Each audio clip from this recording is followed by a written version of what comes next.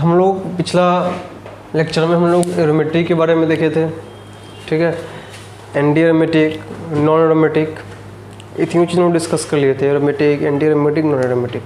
आज हम लोग पढ़ने वाले हैं कि ऑर्गेनिक कंपाउंड का नाम कैसे लिखते हैं, यानी कि नोमेनक्लेचर ऑफ ऑर्गेनिक कंपाउंड। डालिएगा heading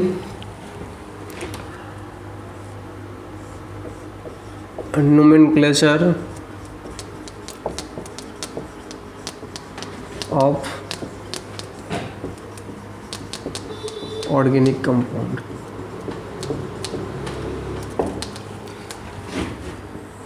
nomenclature of organic compound, ठीक है।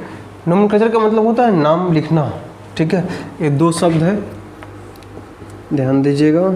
एक आपके पास एक नोमेन शब्द है और दूसरा है आपके पास क्लेचर। नोमेन का मतलब होता है नेम और क्लेचर का मतलब होता है कि अरेंज करना। हम लोग सीखने वाले हैं कि नाम को अरेंज कैसे करते हैं ऑर्गेनिक कंपाउंड का। देखो ये सिंपल है, इसको और अच्छा से समझते हैं। जैसे कि मान लीजिए कि किसी व्यक्ति का नेम होता है, हमारा आपका सब किसी का कोई ना कुछ नेम है। ऑर्गेनिक कंपाउंड का ना कुछ नाम होता है, ठीक है। और नाम दो तरह से होता है, ठीक है। एक नेम होता है कॉमन नेम के अकॉर्डिंग,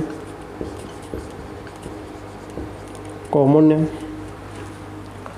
और दूसरा नेम होता है IUPAC।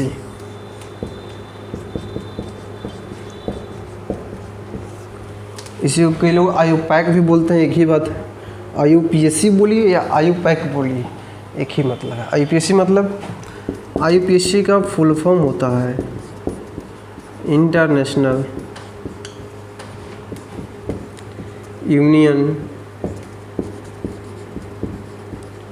Pure and applied chemistry, applied chemistry, international union pure and applied chemistry. तो एक होता है कॉमन नेम और एक होता है आपका IUPAC नेम, ठीक है। कॉमन नेम जो होता है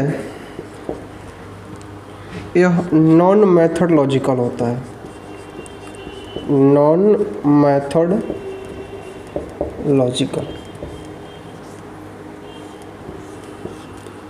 यह कैसा होता है? Non methodological. IUPAC जो होता है यह मैथडोलॉजिकल होता है, मैथडोलॉजिकल, ठीक है। कॉमन नेम होता है नॉन मैथडोलॉजिकल और IUPAC नेम होता है मैथडोलॉजिकल, ठीक है। मतलब ये कि इसके पास कोई मेथड नहीं है कॉमन नेम लिखने के लिए, और IUPAC के लिए कुछ ना कुछ मेथड है जिसके अकॉर्डिंग हम IUPAC नेम लिखेंगे। ऐसे कि इसको और अच्छा से समझते हैं। हर व्यक्ति का, हर किसी का कुछ ना कुछ नेम होता है, ठीक है। किसी किसी का दो दो नेम होता है, ठीक। एक नेम वह होता है जो गांव घर में यूज होता है, टोले मोहल्ले कॉलोनी में यूज होता है। उस नेम को हम बोलते हैं कॉमन नेम, सिंपल नेम भी बोल सकते हो, साधारण नाम जिसको हम बोलते हैं। और एक नेम होता है जो कि उसकी स्कूल कॉलेज रजिस्टर्ड कोचिंग जहाँ वो पढ़ता है हर जगह रजिस्टर्ड पे मेंटेन होता है, ठीक है। जब किसी डॉक्यूमेंट बनवाना होता है तो वो उसी नाम से, एक स्पेशल नाम से बनवाया जाता है जो कि स्कूल कॉलेज में मेंशन है। तो उस नेम को हम बोलते हैं IUPAC नेम, ठीक है। तो मान लेते हैं कि जो आपका कॉमन नेम है, जो गांव टोला मोहल्ला में जो यूज हो रहा है, उसको नॉर्मल जिसके मन में जो आया सो बोल दिया, इसका कोई मेथड नहीं है, ठीक है। जो मन में आया सो बोल दिया, ठीक है। Rinku Minku Tinku such as. और इसका एक बात करें तो इसका नाम सोच समझ के लिखा जाता है, जैसे कि विद्यासागर, विद्याभूषण। तो ये सब जो नेम है ना काफ़ी सोच समझ के लिखा जाता है, ठीक है। तो कहानी वही, वैसे कि हम लोगों का भी दो नेम, एक कॉमन जो कि कोई जो मन में आया सो बोल दिया, और एक सोच समझ के लिखने वाला रजिस्टर्ड स्कूल कॉलेज पे मेंटेन वाला, तो वो हो गया IUPAC नेम। और जो नॉर्मल हम लोग बोलते हैं वो क्या हो गया, कॉमन है। क्लियर। कंपाउंड में भी वही बात होता है, एक कॉमन जिस साइंटिस्ट के मन में जो आया सो बोल दिया, और एक IUPAC जो कि पूरा वर्ल्ड फॉलो करता है। क्योंकि यहीं पे कन्फ्यूजन नहीं हो जाता है कि जब जो मन में आया सो बोल दिया, मान लो कोई वैज्ञानिक ने किसी चीज़ का खोज किया, किसी कंपाउंड का, उस हिसाब से उसका नाम रख दिया तो वह कॉमन नेम हो गया।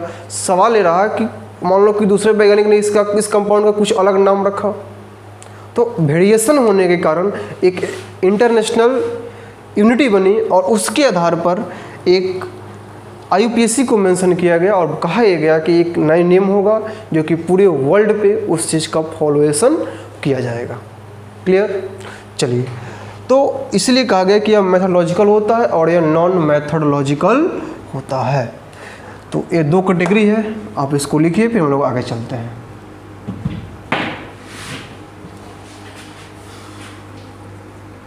चलिए, तो इस नोमेनक्लेचर में हम सबसे पहले थोड़ा सा बात कर लेते हैं कॉमन नेम की। ठीक है। चलिए, तो कॉमन नेम जो होते हैं ऑर्गेनिक कंपाउंड का, वह 4 तरह से बेस्ड है। ठीक है। पहला, उसकी इसको और अच्छा से लिखे तो लिख सकते हैं कि it is based on 4 categories. पहला, properties, on the basis of properties. दूसरा, on the basis of source. तीसरा, on the basis of structure. और चौथा, on the basis of discover. ठीक है। यह 4 कैटेगरी है कॉमन नाम अरेंज करने की। जैसे कि पहला हम बात करते हैं on the basis of properties. Common name on the basis of properties, on the basis of properties. ठीक है। जैसे कि मान लेते हैं कि इसकी एग्जांपल की बात करें हम सिंपली, तो ग्लूकोज हो गया, सुक्रोज हो गया, ठीक, ग्लिसरॉल हो गया, ETC, यह सब का सब कॉमन नेम है। हालांकि इसका फार्मूला क्या होता है अभी डिस्कस नहीं करेंगे, इसका लिख ही लो। इसका होता है C6H12O6 और इसका होता है C12H22O11 और इसका होता है CH2OH, CHOH और CH2, ये होता है ग्लिसरॉल। ठीक है। ये सब इसका कॉमन नेम है। ठीक है। और यह इसके प्रॉपर्टीज के आधार पे ग्लूकोज सब टेस्ट में, ग्लिसरॉल हो गई, सब टेस्ट में जो है तो स्वीटनेस होता है और स्वीटनेस के कारण इस सब का नेम रख दिया गया ग्लूकोज, सुक्रोज। ठीक है। जो बायोमोलिक्यूल्स पढ़िएगा वहाँ पे और अच्छे से इसको डिस्क्राइब किया जाएगा। चलिए, पहला आ गया आपका प्रॉपर्टीज। नंबर 2 हम बात कर लेते हैं सोर्स की, on the basis of source. कुछ ऑर्गेनिक कंपाउंड ऐसे हैं जिसका नाम सोर्स के आधार पर रखा गया है, जिस जगह से खोज हुई, जिस चीज़ से खोज हुआ, ठीक है, उसी सोर्स से उसका नाम रख दिया। जैसे कि फॉर्मिक एसिड, हम सभी जानते हैं कि यह चींटी में पाया जाता है। ठीक है। जिसका फार्मूला क्या होता है HCOOH। ठीक है। लैक्टिक एसिड,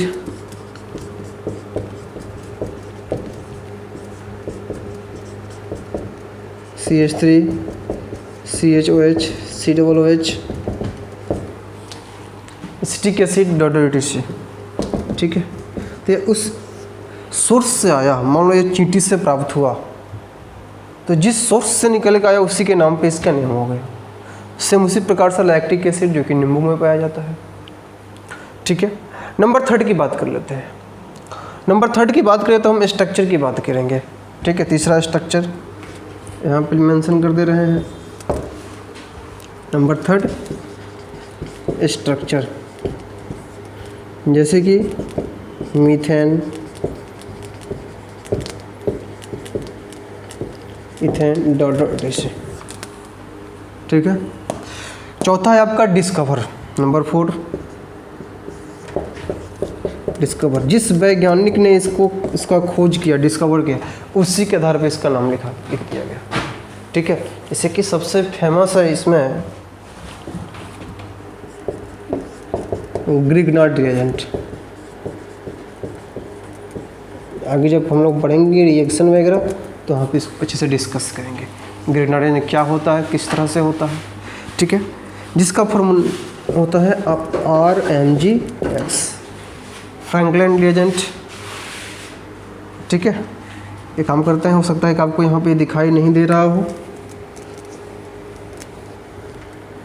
ठीक है, तो डिस्कवर की बात करें तो इसमें इसकी एग्जांपल की बात करें तो आपका RMgX जो कि ग्रिग्नार्ड रिएजेंट है, फ्रैंकलिन रिएजेंट R2CuLi.etc। चलिए, तो इसको नोट कीजिए, फिर हम लोग आगे चलते हैं। चलिए, तो आइए देखते हैं हम लोग अब IUPAC नोमेनक्लेचर के बारे में। ठीक है, IUPAC nomenclature of organic compound.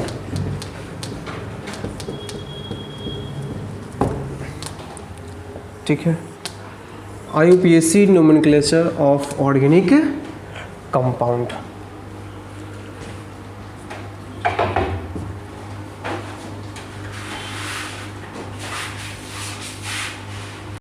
चलिए, तो यदि हम इसकी बात करें IUPAC नोमेनक्लेचर ऑर्गेनिक कंपाउंड की, इसमें सबसे पहले हम बात करते हैं एल्केन की। ठीक है, एल्केन, एल्काइल, एल्कीन, एल्काइन, बहुत सारे डिस्कस करने वाले हैं। ठीक, काफ़ी मज़ा आने वाला है, ध्यान से इसको समझना, काफ़ी आसान भी है। ठीक है, पर डे अच्छे से इस लेक्चर को अटेंड करते हो सारे चीज़ को, तो बिल्कुल इजी वे में हम लोग सारे चीज़ को डिस्क्राइब कर देंगे। तो एल्केन की हम सबसे पहले बात करेंगे कि एल्केन का IUPAC नोमेनक्लेचर क्या, कैसे मतलब कि लिखते हैं। देखिए, एल्केन की बात करें सबसे पहले कि एल्केन तो एक हमारा हाइड्रोकार्बन है। एल्केन क्या है, हमारा हाइड्रोकार्बन है। ठीक है, एल्केन क्या है, हमारा हाइड्रोकार्बन है। और अच्छा चले जाएं तो यह एक सेचुरेटेड कंपाउंड है, सेचुरेटेड कंपाउंड है, जिसका जनरल फार्मूला CnH2n+2 होता है, जहाँ पर N = नंबर ऑफ कार्बन होता है। ठीक है, एल्केन दो तरह का चैन का फॉर्मेशन करता है, ध्यान देना। एक अल्केन जो होता है एक अनब्रांच चैन बनाता है। एल्केन कैसा बनाता है, एक अनब्रांच चैन। ठीक है, और दूसरा एल्केन बनता है ब्रांच में। ठीक है, अनब्रांच क्या होता है, ब्रांच क्या होता है, हम डिस्कस कर चुके हैं। तो हम लोग एल्केन की IUPAC नोमेनक्लेचर में हम दो चीज़ पढ़ने वाले हैं कि अनब्रांच चैन का IUPAC नोमेनक्लेचर और ब्रांच चैन का IUPAC नोमेनक्लेचर। काफ़ी इंपॉर्टेंट होने वाला है, ध्यान से समझिएगा हर पॉइंट को। ठीक है, ना समझ में आए उसी टाइम कमेंट कीजिए, उसका रिप्लाई देने की कोशिश करेंगे हम। तो ऑन ब्रांच और ब्रांच की बात करते हैं। तो हम लोग क्या करेंगे कि पहले हम लोग अनब्रांच चैन का IUPAC नोमेनक्लेचर देखेंगे। ठीक है, जब अनब्रांच चैन का IUPAC नोमेनक्लेचर हम देख लेंगे तब हम देखेंगे किसका, ब्रांच चैन का। ठीक है, तो इसको लिखने के बाद आप हेडिंग डालिएगा IUPAC nomenclature of unbranched alkane. इसको लिखने के बाद हेडिंग डालना है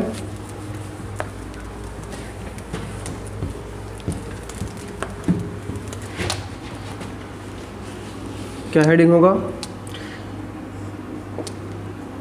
IUPAC नोमेनक्लेचर ऑफ अनब्रांच्ड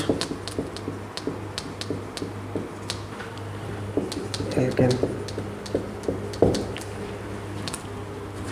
हम सभी जानते हैं कि एल्केन का जनरल फार्मूला जो होता है वो आपका क्या होता है, इधर लिखते हैं CnH2n+, जनरल फार्मूला CnH2n+2।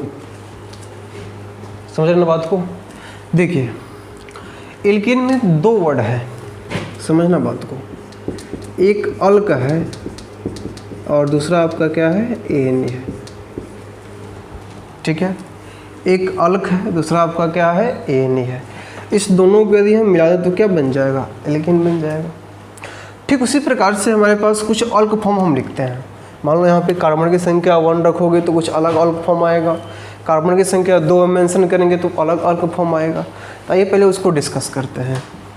एक हम चार्ट मेंशन करते हैं। पहला इधर लिखते हैं हम नंबर ऑफ कार्बन,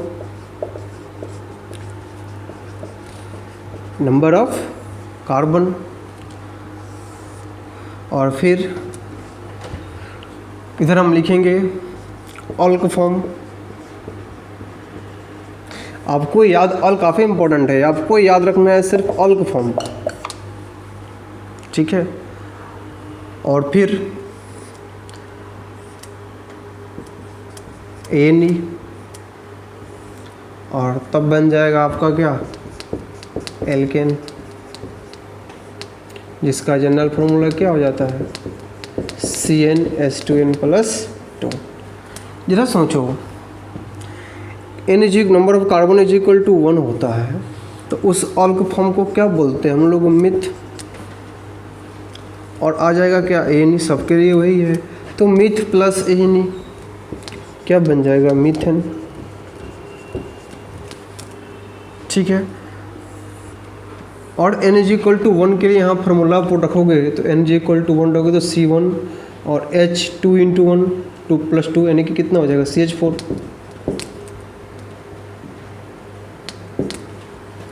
यही ना। चलिए, कार्बन की संख्या यदि आप 2 रखते हैं तो आपके पास आता है इथ, एन तो रहेगा ही रहेगा, क्या बन जाएगा, इथेन। इसका यदि आप फॉर्मेशन करते हैं फार्मूला के फॉर्म में C2H6, N = 3 तो prop ANE, propane C3H8। N = 4 तो but ANE, butane C4H10। 5 pent ANE, pentane C5H12।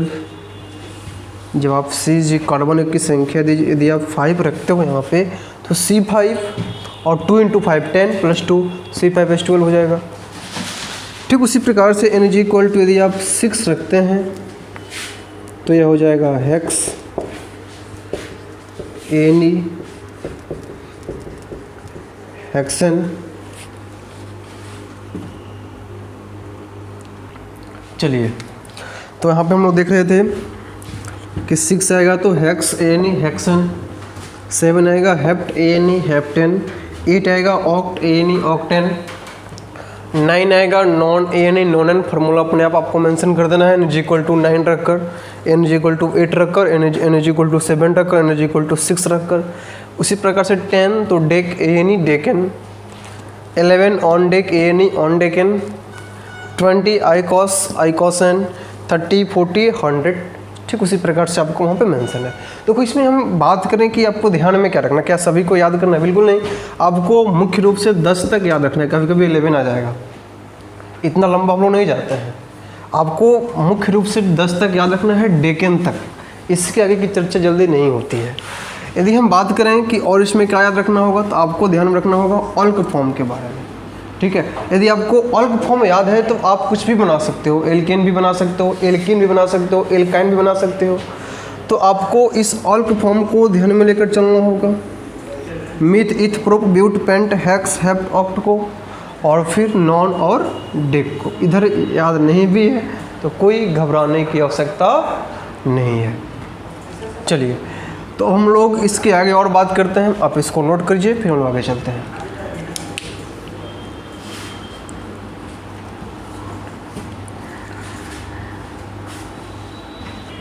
चलिए, तो हम लोग थोड़ा सा बात करते हैं, इसके बाद थोड़ा सा आइसोमर की चर्चा कर लेते हैं। आइसोमर क्या होता है, ठीक है। आइसोमर में भी हम लोग मुख्य रूप से बात करेंगे स्ट्रक्चरल आइसोमर की।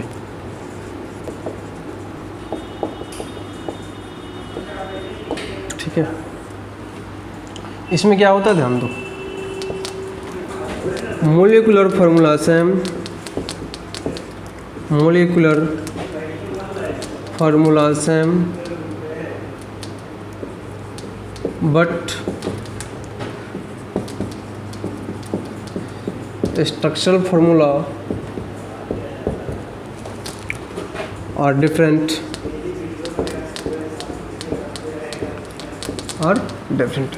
हमारे पास दो या दो से अधिक कंपाउंड होगा, उसका मोलिकुलर फार्मूला सेम होगा, ठीक है।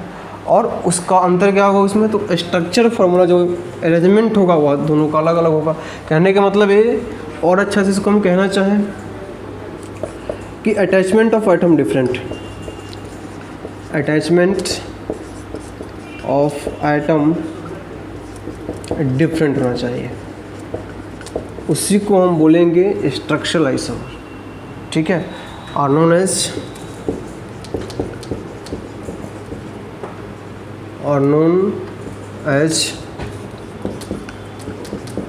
स्ट्रक्चरल आइसोमर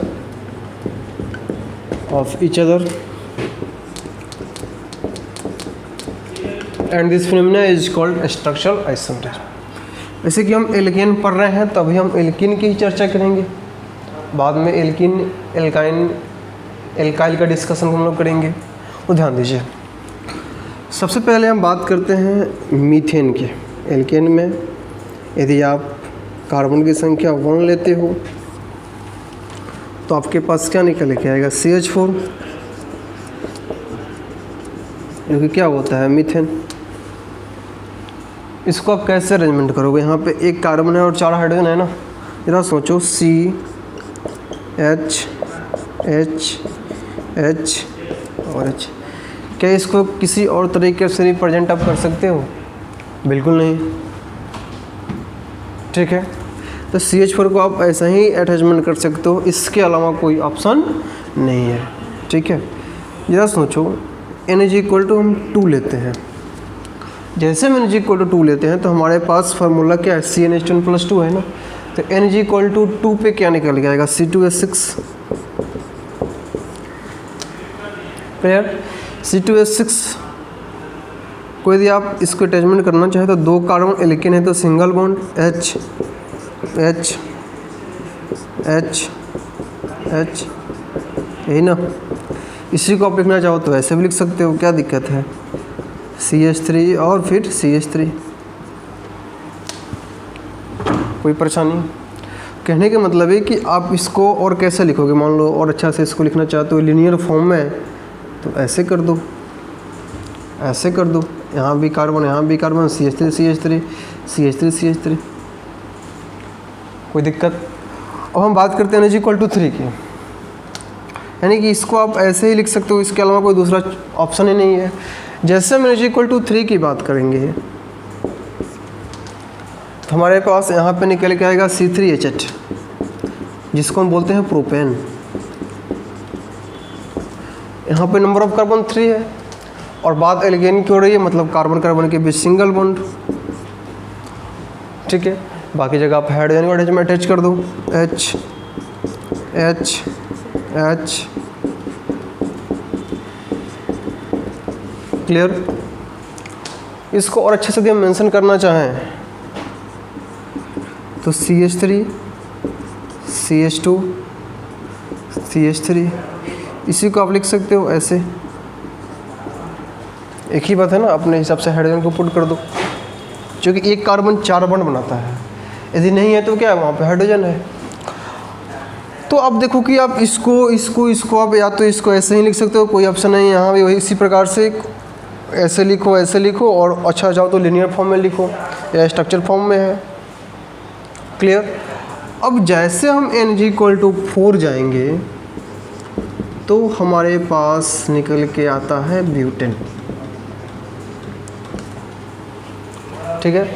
और इस ब्यूटेन का यदि हम फार्मूला की बात करें, इसको अरेंज करोगे तो क्या लिखा आएगा, C4 एस्टर। तो सोचो यहाँ पे कार्बन की संख्या कितनी है, 4 है ना, और बात एल्केन की हो रही है, मतलब कार्बन कार्बन के बीच कैसा बॉन्ड, सिंगल बॉन्ड। तो 1 2 3 4, ठीक है। और एक कार्बन 4 बॉन्ड बनाता है, बाकी जगह हाइड्रोजन।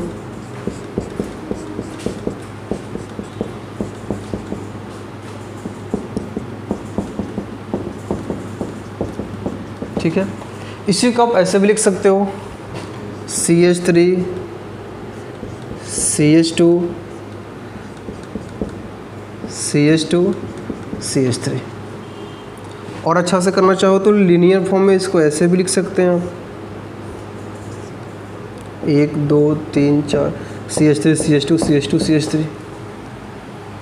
एक तरीका तो यह है, ज़रा सोचो क्या यह अलग है कि वही है, CH CH3 CH3। इसी को आप ऐसे भी लिखो, T से। देखिए यहाँ पे यदि हम बात करें तो इस यहाँ पे नंबर ऑफ कार्बन 4 है और हाइड्रोजन 3 to 5 5 to 7 और 3 10, मतलब है कि C4 एस्टेन यहाँ भी है। जरा यहाँ भी सोचो तो यहाँ पे C4 एस्टेन ही आपको मिलेगा। लेकिन देखो यहाँ पे कार्बन का लिंकेज अलग अलग हो गया। यहाँ पे यह CH3 2 नंबर कार्बन से अटैच है और यहाँ पे CH3 2 ही है, जो कि इधर से फर्स्ट और इधर से भी फर्स्ट। यहाँ पे यह CH3 कितने पे अटैच है, 2 नंबर कार्बन से। देखो तो यह लिंकेज थोड़ा अलग अलग हुआ, मतलब है कि अटैचमेंट जो हुआ वो अलग हुआ कि नहीं हुआ। जब अलग हुआ मतलब है कि दोनों आइसोमर आ गया, A और नंबर B। सवाल रहा है कि इसका नाम क्या। पहले ये सोचो कि C4 एस्टेन A भी है, C4 एस्टेन A भी है, ठीक है। तो C4 एस्टेन A भी है तो नाम तो ब्यूटेन ही हो गया, इसमें कोई संदेह नहीं। ये भी ब्यूटेन और यह भी आपका ब्यूटेन हो गया। लेकिन अटैचमेंट थोड़ा अलग है, तो इस केस में हम इसको बोल देते हैं कि यह नॉर्मल ब्यूटेन है। इसे हम सबको लिखते आ रहे हैं यहाँ पे, ठीक है। जैसे कि यहाँ पे प्रोपेन हम लिखे, यहाँ पे इथेन लिखे, मीथेन लिखे। तो नॉर्मली इसको ब्यूटेन के फॉर्म को ऐसे अरेंज करते हैं, नॉर्मल ब्यूटेन। और इसको हम बोल देते हैं आइसोब्यूटेन। इसको क्या बोल देते हैं, आइसोब्यूटेन। लेकिन क्या वैसा अटैचमेंट डिफरेंट क्या इधर से इस मीथेन में, इथेन में या प्रोपेन में होगा? बिल्कुल नहीं। मतलब है कि इसका भी कोई आइसोमर नहीं, इसका भी कोई आइसोमर नहीं और इसका भी कोई आइसोमर नहीं। यानी कि एल्केन के केस में यदि सबसे पहला मेंबर आइसोमर दिखाता है तो वह ब्यूटेन है। और कितना आइसोमर? तो 2 आइसोमर, एक नॉर्मल ब्यूटेन, दूसरा आइसोब्यूटेन, ठीक है। इसको नोट कीजिए, फिर नंबर 5 की तरफ मूव करते हैं। चलिए तब हम अभी देखिए कि ब्यूटेन जो होता है इसका 2 आइसोमर, 2 आइसोमर, ठीक है। एक नॉर्मल ब्यूटेन जो कि होता है CH3 CH2 CH2 CH3, ठीक है। और दूसरा isobutane CH3 CH CH3 CH3, ठीक है। हम लोग थोड़ा सा बात करते हैं N=5 के बारे में। जैसे हम N=5 में चलेंगे तो हमारे पास निकल के आएगा C5 और H12 जो कि होता है पेंटेन। ज़रा सोचिए, इसको हमको अरेंज करना है तो C5H12 को यदि हम अरेंज करना चाहें तो CH3 CH2 ऐसे ही जिसमें हम अरेंज करते हैं CH2 CH2 और CH3। कार्बन की संख्या 5 है ना, तो यह क्या हो गया आपके, क्या नॉर्मल पेंटेन। क्लियर। इसको और अच्छा से अरेंज करना चाहो नंबर B, हालांकि ये सब जो आपको दिख रहा है आइसोब्यूटेन ना, ये सब कॉमन नेम है। इसका IUPAC नेम जो होता है अलग होता है। जब हम लोग ब्रांच एल्केन का IUPAC पढ़ेंगे तो वहाँ पे इसकी चर्चा होगी। Number B CH3 CH CH2 CH3 का आप यहाँ पे जोड़ो, यहाँ पे जोड़ो, कोई दिक्कत नहीं है। इसको हम बोलते हैं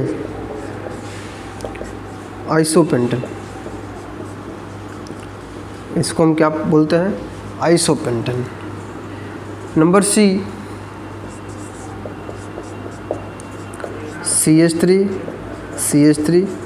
CH3 इसको हम बोलते हैं नियोपेंटेन। देखो सबका लिंकेज अलग अलग है, सबका मोलिकुलर फॉर्मूला सेम है लेकिन स्ट्रक्चर अलग अलग है। जैसे कि इसका भी लिखोगे C5H12, इसका भी मोलिकुलर फॉर्मूला यदि आप अरेंज करते हो तो C5H12, यदि आप इसका भी मोलिकुलर फॉर्मूला अरेंज करते हो तो C5 और H12। सबका मोलिकुलर फॉर्मूला सेम है बट स्ट्रक्चरल फार्मूला सबका अलग अलग है। कोई दिक्कत? अब जरा सोचिए, हमसे पूछा जाए कि ब्यूटेन का आइसोमर कितना होता है, तो आंसर क्या होगा? 2, एक नॉर्मल ब्यूटेन, दूसरा आइसोब्यूटेन। पेंटेन का आइसोमर कितना? तो 3, एक नॉर्मल पेंटेन, एक आइसोपेंटेन और तीसरा आपका नियोपेंटेन। ठीक उसी प्रकार का हेक्सेन का भी होता है आइसोमर, हेप्टेन का भी होता है, ऑक्टेन का भी होता है। ठीक है, जब हेक्टेन का निकालोगे तो 9 के आसपास आएगा। बात समझ रहे हो ना? ठीक उसी प्रकार से हेक्सेन का भी निकालोगे तो 16 आएगा। तो कहानी वही है, आपको ध्यान रखना होगा कि स्ट्रक्चरल फार्मूला और मोलिकुलर फार्मूला सेम हो और स्ट्रक्चरल फार्मूला अलग अलग हो, तो हम बोलेंगे कि वह कंपाउंड, वह मॉलिक्यूल आपस में एक दूसरे का आइसोमर है। कोई दिक्कत? तो आपको यहीं तक ध्यान रखना होगा। ठीक है, इससे आगे हम लोग नहीं जा पाते हैं। एक ब्यूटेन वाला कहानी और एक पेंटेन वाला कहानी। हाँ, एल्काइल के केस में कहानी बदलेगी, नो डाउट। आपको भी ध्यान इतना रखना होगा कि ब्यूटेन का 2 आइसोमर, एक नॉर्मल ब्यूटेन और एक आइसोब्यूटेन। पेंटेन का 3 आइसोमर, एक नॉर्मल पेंटेन, एक आइसोपेंटेन, एक नियोपेंटेन। इसी को आप ऐसे भी अरेंज कर सकते हो, क्या दिक्कत है? ठीक है, इसको आप ऐसे लिख सकते हो, इसी को आप ऐसे लिख सकते हो, 1 2 3 4 और 1 5।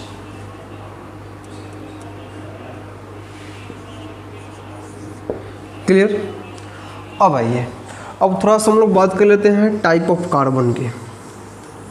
इसी में डिस्कस कर लेते हैं टाइप ऑफ कार्बन की। तो ध्यान रखना,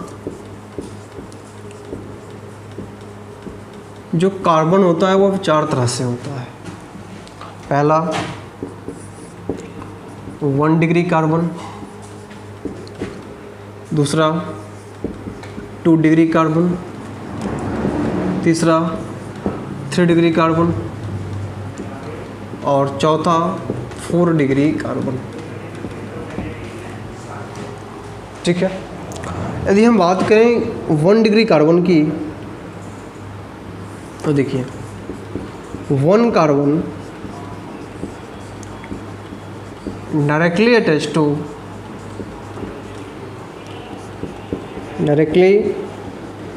linked with 1 कार्बन। जब एक कार्बन डायरेक्टली एक ही कार्बन के साथ लिंक्ड हो, अटैच हो, तो उस कार्बन को बोलेंगे हम 1 डिग्री कार्बन। इसकी एग्जांपल की बात कर लेते हैं। जैसे कि मान लीजिए कि यहाँ पे CH3 है, यहाँ पे CH3 है। ज़रा सोचिए, यह कार्बन डायरेक्टली किसी एक ही कार्बन से तो अटैच है, तो यह कार्बन कैसा हो गया? 1 डिग्री। ये भी कार्बन तो डायरेक्टली किसी एक ही कार्बन से तो अटैच है, तो यह भी कार्बन कैसा हो गया? 1 डिग्री कार्बन। ठीक है, यहाँ पे C मतलब सेल्सियस नहीं, यहाँ पे C मतलब कार्बन की बात हो रही है। यदि हम बात करें 2 डिग्री कार्बन की, ठीक है, तो 1 कार्बन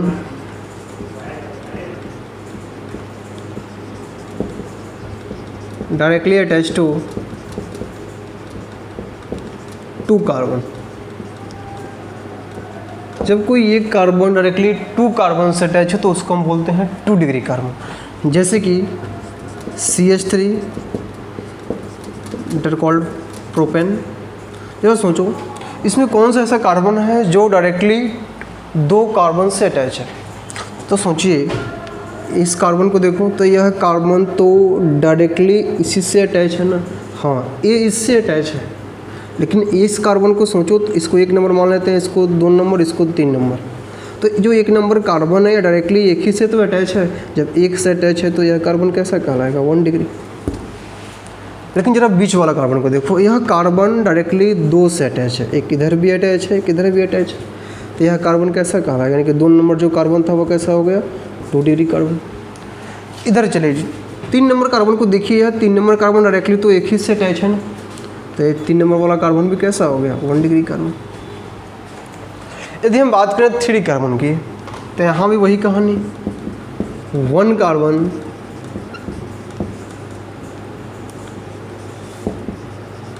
डायरेक्टली अटैच टू